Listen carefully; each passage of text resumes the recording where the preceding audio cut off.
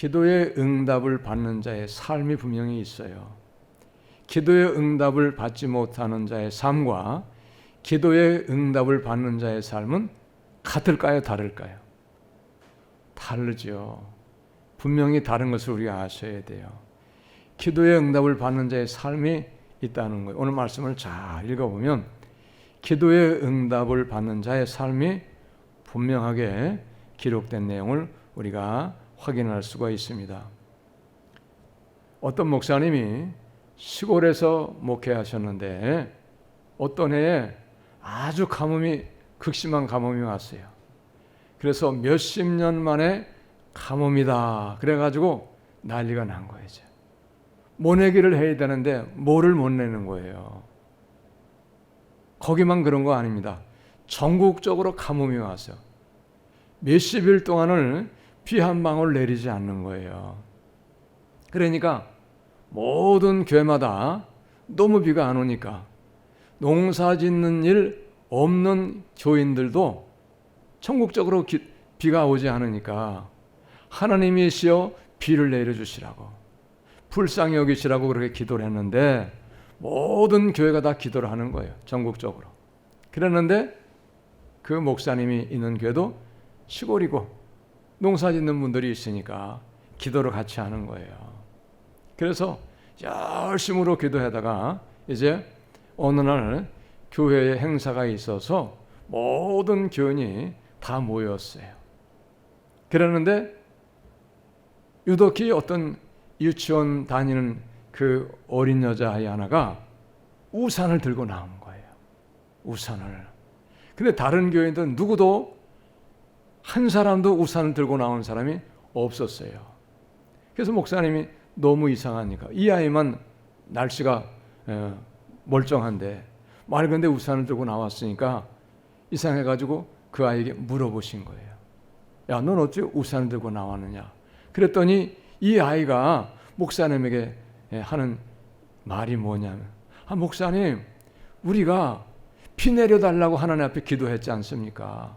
그런데 지금 비가 올 텐데 우산 안 가져가면 어떻게 하느냐고 그렇게 그 아이가 말을 했다는 거예요. 여러분 우산을 들고 온 그 어린아이는 비 오게 해달라고 기도했기 때문에 비가 온다는 것을 믿었다는 거예요. 그런데 다른 모든 그 외의 교인들은 비가 오게 해달라고 그렇게 여러 날 동안을 계속적으로 끊임없이 기도했지만은 비가 온다고 하는 것을 안 믿었다는 얘기예요. 믿지 않았다는 얘기예요, 여러분. 얼마나 중요한 이야기입니까? 그러니까 그 목사님이 그 말을 하더라니까요. 제가 그걸 들었어요. 여러분, 기도의 응답을 믿고 기도의 응답을 받는 사람의 삶은 여러분, 기도하나 기도의 응답을 믿지 아니하는 사람과의 삶이 다르다고 하는 것을 우리가 아셔야 돼요. 어떻게 다르냐? 어떻게 다르냐? 분명히 달라요. 기도의 응답을 받으며 기도의 응답을 믿고 사는 사람의 삶과 기도는 하지만은 기도의 응답을 확신하지 못하고 기도의 응답을 믿지 아니하며 막연하게 기도하는 사람의 삶하고는 분명히 다르다고 하는 것을 우리는 분명히 깨달을 수가 있으셔야 됩니다. 할렐루야. 달라요, 여러분. 이걸 아세요. 오늘 중요한 얘기예요. 오늘 본문의 말씀을 보면 제자들이 예수님과 함께 가는 거예요. 그런데 가다가 보니까 무화과나무가 뿌리채 마른 것을 보았어요. 이 뿌리채 마른 무화과나무는 어제 이 무화과나무 앞을 지나갈 때 예수님께서 열매를 좀 얻기 위해서 열매를 찾아보았으나 열매를 얻지 못했어요. 그랬을 때 예수님께서 이 무화과나무를 저주하셨어요. 그런데 어제 지나가다가 저주하셨는데 그 이튿날 아침에 지나가다가 그 무화과나무를 보니까 뿌리채 말라있는 무화과나무를 발견하게 된 거예요. 무화과나무를 저주한 내용이 11장 14절의 말씀에 정확하게 기록이 되어 있어요. 예수님께서 뭐라고 말씀하셨는가 하면 이제부터 영원토록 사람이 내게서 열매를 따 먹지 못하리라. 이 말씀 딱 한 말씀만 하셨어요. 그리고 지나가셨고 다시 그 이튿날에 그 무화과 나무 앞을 지나가는 거예요. 근데 보니까 그 무화과 나무가 뿌리째 말라 있는 것을 베드로가 발견하게 된 거죠.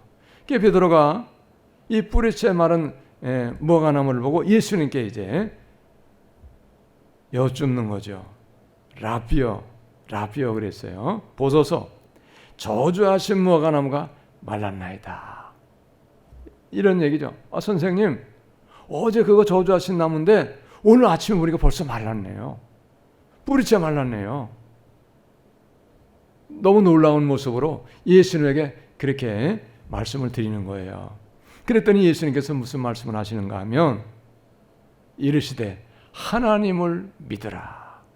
하나님을 믿으라는 얘기예요. 여러분, 왜 다른 말씀을 안 하시고 하나님을 믿으라는 말씀을 먼저 하셨고 그 다음에 다른 말씀을 하셨을까? 이것도 중요한 의미가 있어요. 그냥 이 말이 우연적으로 한 말씀 하신 그런 말씀이 아닙니다. 여러분, 믿음이라고 하는 것은 모든 사람의 믿음이 같을까요? 아니면 다를까요? 달라요. 모든 사람의 믿음이 다 동일한 게 아니에요. 모든 사람의 믿음이 다 다르다고 하는 사실을 우리는 아셔야 됩니다. 할렐루야. 근데 많은 사람은 그저 내가 하나님 믿는다 그러면 같은 믿음인 줄 알아요. 여러분, 우리는 절대 오해하면 안 됩니다. 모든 사람의 믿음이 다 동일하면 얼마나 좋겠어요. 그것도 좋은 믿음으로 하나님 앞에 칭찬받고 인정받을 만한 믿음으로, 그런 믿음으로 다 동일하면 얼마나 좋겠을까만은 사실은 그렇지 않다는 얘기예요. 하나님을 믿으라고 하는 이 말씀에는 아주 여러 가지 많은 말씀이 많이 포함된 그런 뜻이 있는 말씀이에요. 여러분, 하나님은 어떤 하나님인가? 하나님은 무한하신 능력의 하나님이신 것이 틀림이 없어요. 무한하신 능력의 하나님을 우리가 믿는 거예요. 그 다음에 어떤 하나님이십니까? 지극히 존귀하신 하나님, 시시한 하나님이 아니에요. 우리에게 무관심할 만한 그런 하나님이 아니에요. 정말로 우리 모두가 다 인정하듯이 무한하신 능력의 하나님과 동시에 지극히 존귀하신 하나님, 지극히 높으신 하나님을 우리가 알고 믿어야 돼요. 그런 하나님으로 알고 믿어야 됩니다. 그리고 우리 하나님은 또 어떤 하나님인가? 아주 거룩하신 하나님으로 우리가 알고 믿어야 되는 거예요. 알고. 이 하나님을 알고 믿어야 되지 막연하게 그렇게 믿으면 안 됩니다. 구체적으로 알고 구체적으로 우리가 하나님을 믿어야 그것이 바른 믿음인 것을 우리는 아셔야 되는 거예요. 또 우리 하나님 어떤 하나님이신가? 지극히 어미하신 하나님이세요. 엄하고 위엄이 있으신 하나님이다 이 말이에요. 위엄이 있으세요. 가히 시시한 하나님이 아닌 거예요. 멸시받거나 우리에게 천대받으실 만한 그런 하나님이 아닌 거예요.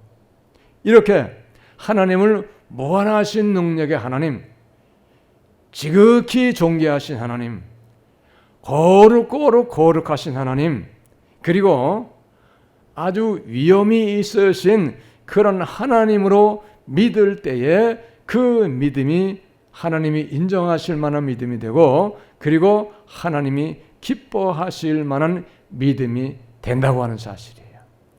또 내가 하나님 믿는다, 그것으로 모든 게 끝나는 게 아니에요, 여러분. 우리 오해하면 안 됩니다. 그러나 그럼에도 불구하고 많은 사람은 하나님을 별로 구체적으로 정확하게 지극히 존귀하신 하나님으로 무한하신 능력의 하나님으로 믿지 않는 그의 안타까움이 있는 거죠. 자, 그 다음에 하나님을 믿으라 이렇게 말씀하시고 그 다음에 이어서 하신 말씀이 있으셔요. 내가 진실로 너에게 이르노니 누구든지 예배 없다 이런 얘기입니다. 누구든지 하나님을 믿는 온전한 믿음, 진실한 믿음이 있으면 하나님이 보시기에 인정하실 만한, 기뻐하실 만한 그런 믿음이 있으면 누구든지 이 산더러 들려 바다에 던져지라, 이 산더러 들려 바다에 던져지라 하며 그 말하는 것이 이루어질 줄 믿고 마음에 의심하지 아니하면 그대로 되리라. 할렐루야. 마음에 의심하지 아니하면 그대로 되리라는 거예요. 여러분, 바다가 산이 바다에 던져지라 하는 거, 된다고 하는 거 쉬워요? 어렵죠. 누구도 이거 쉽게 인정하기가 어려워요. 그런데 예수님 하신 말씀, 바다가 던져지라,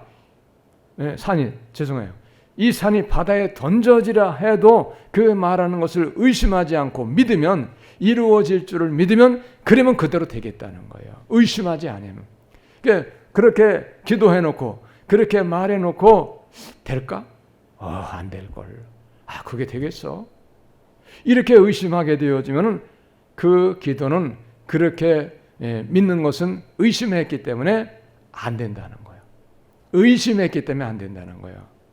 그렇기 때문에 여러분, 의심하면서 하는 기도는 응답이 없어요. 그래서 야고보 1장 6절로 8절의 말씀도 의심하면서 하는 기도는 응답이 분명히 없다고 하는 것을 말씀하고 있어요. 오직 믿음으로 구하고 조금도 의심하지 말라. 오직 믿음으로 구하였으면 주실 줄로 확실하게 믿으라는 거예요. 조금도 의심하지 말라는 거예요.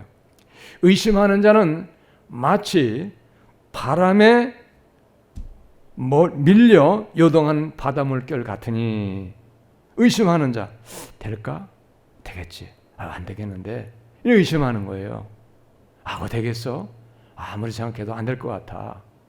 기도는 해놓고 그 의심하는 기도죠. 그러면 바람에 밀려 요동하는 물결 같기 때문에 이런 사람은 무엇이든지 죽게 얻기를 생각하지 말라. 두 마음을 품어 모든 일에 정함이 없는 자다. 두 마음이 믿었다, 안 믿었다. 믿었다, 의심했다. 두 마음, 정함이 없다. 이 말이에요. 정함이 뭡니까? 믿었으면 확실하게 믿고 의심하지 않아야 된다. 이 말이에요.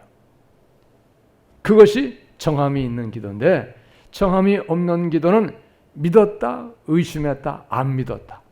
이렇게 반복을 하는 거. 이 마음도 있고 저 마음도 있고.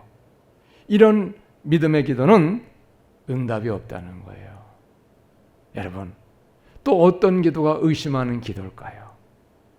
기도는 받은 줄로 믿는 거예요. 받은 줄로. 구하였으면 받은 줄로 믿은 거예요.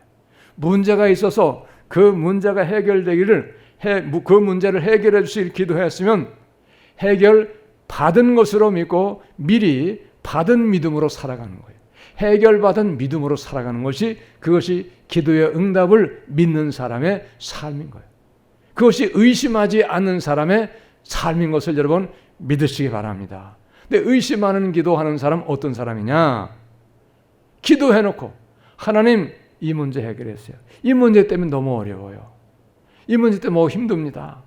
하나님 이거 해결해 주세요. 그렇게 해놓고서는 삶으로 돌아오면 불평하는 거예요.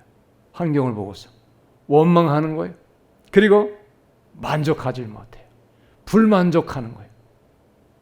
어떠한 은혜 주셨어도, 어떠한 삶의 형편에 있었어도 하나님께서 주신 은혜인 것을 알고 감사하고, 그리고 기뻐하고 즐거워하면서 하나님의 그 은혜를 보답하는 삶을 살아가야 되는데, 늘 기도는 하면서도 감사하지 못하고 불평하고 원망하고 불만족스러운 삶을 살아가는 거예요. 기쁨이 없어요. 즐거움이 없어요. 왜 그렇습니까? 기도의 응답을 확신하지 못하기 때문에, 의심하기 때문에 그렇습니다. 여러분, 어떠한 이유여도 기도하는 사람의 삶에서 불평과 원망과 불만족과 불안한 마음이 있고 염려와 걱정, 근심이 있으면 그것은 기도의 응답을 믿는 자의 삶이 아닌 것을 여러분 확실하게 깨달으시기를 바랍니다. 여러분, 깨달아야 돼요. 여러분, 그거는 기도의 응답을 확신하는 그런 삶이 아닌 거예요. 기도의 응답을 확신하는 자의 삶은 내 환경이 지금 어렵고 힘들고 문제 속에서 살아가고 내 삶의 환경이 지금도 가난하고 여전히 궁핍한 삶일지라도 그러나 그럼에도 불구하고 하나님의 은혜인 것을 감사해서 기뻐하며 즐겁게 살아가는 것이 그 사람이 기도의 응답을 믿는 사람의 삶인 것을 여러분 믿으시기 바랍니다. 이런 거예요, 여러분. 이걸 아셔야 돼요. 그러므로 여러분 이 시간 이후로 기도하면서 불평, 원망, 걱정, 근심, 염려, 불만족 다 버리시기를 예수님의 이름으로 축복합니다. 할렐루야. 그건 마귀가 주는 거예요. 불평, 불만, 원망, 만족하지 못하고 불만족하고 염려, 걱정, 근심하는 것은 마귀의 역사인 걸 우리가 알아야 돼요. 여러분, 기도하는 자의 삶은 항상 평안이요, 기쁨이요, 감사요, 즐거움이 되는 걸 여러분 믿으시기 바랍니다. 할렐루야. 그래서 빌립보 4장 6절, 7절로 이렇게 말씀하고 있어요.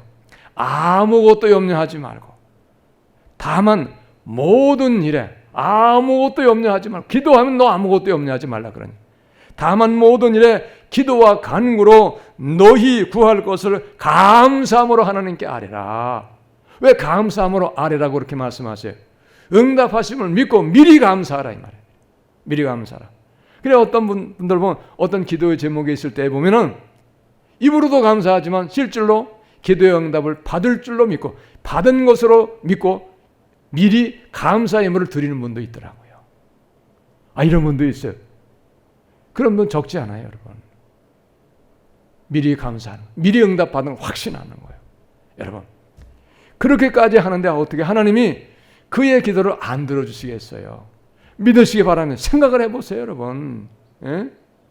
좀 깨닫고 생각하는 은혜가 우리가 있어야 되겠잖아요. 그렇게 말하는 분 제가 들어보고 그 다음에 기도 응답 받아가지고 지금 됐어요. 그렇게 됐어요. 예? 여러분 이걸 아셔야 돼요.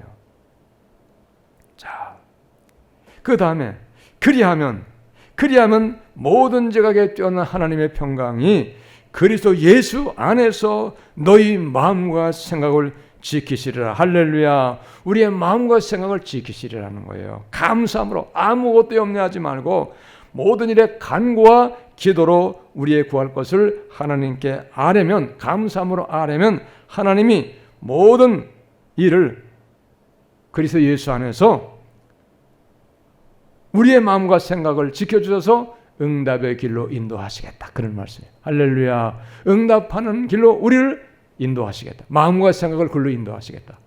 마귀에게 빼앗겨서 엉뚱한 길로 고난당하는 길로 가지 않게 하시겠다. 이런 말씀입니다. 여러분 믿으시기 바랍니다. 이 시간 이후로 우리는 기도하면서 염려하고 걱정하고 불평하고 그런 여러분 불신앙적인 일이 전혀 없으시기를 바랍니다. 할렐루야. 그게 기도의 응답을 받는 자의 삶인 거예요, 여러분. 그러므로 성경은 무엇을 말씀하고 있습니까? 항상 기뻐하라. 할렐루야. 항상 기뻐하라는 거예요. 쉬지 말고 기도하라는 거예요. 범사에 감사하라. 할렐루야. 모든 일에 감사. 문제 있어도 지금 내게 문제가 있어도 어려움이 있어도 감사하라는 거예요. 그것이 기도의 응답을 믿고 하는 그런 기도의 삶을 사는 사람의 모습인 것을 여러분 믿으시기 바랍니다. 또 우리가 기도하는 가운데 여러 가지가 많이 있겠지만 모든 분들이 동일하게 빠지지 않고 하는 기도의 내용이 있을 거예요. 은혜로, 하나님의 은혜로 풍성한 삶을 살기 원하는 것, 복을 누리며 살길 원하는 것이 모든 사람이 아마 기도의 제목이 다 없는 사람이 없을 거예요. 다 그럴 거예요. 그런데 여러분 그것도 잘 생각해서 우리가 믿음으로 해야 돼요. 기도의 응답을 분명히 믿고 하나님의 은혜로 풍성한 삶을 살기 원하고 복된 삶을 살기 원하는 사람마다 여러분 중요한 것을 여러분 기억할 것이 있어요. 명심하시기 바랍니다. 인색한 삶을 살면 안 돼요. 인색함. 여러분 하나님의 은혜로 하나님이 복을 주심으로 내가 풍성한 삶을 살기를 원하는데 기도도 그렇게 하는데 지나치게 인색하면요 그거는 믿음이 아니에요. 하나님이 원하시는 게 아니에요. 성경의 말씀 보겠어요. 그러므로 여러분 기도의 응답을 믿고 기도의 응답을 받고 사는 사람의 삶은 인색할까요? 인색하지 않을까요? 결코 인색하지 않습니다. 여러분 이걸 아셔야 돼요. 잠언 11장 24절입니다. 흩어 구제하여도 더욱 부하게 되는 일이 있나니 과도히 아껴도 가난하게 될 뿐이라. 구제를 좋아하는 자는 풍족하여질 것이요 남을 윤택하게 하는 자는 자기도 윤택하여지리라. 아멘. 흩어 구제해도 더욱 구하게 되는 일이 있다는 거예요. 하나님이 구제하는 걸 기뻐하시기 때문에 구제하는 자에게 복 주신다는 얘기예요. 여러분, 우리가 복을 구하여야 됩니다.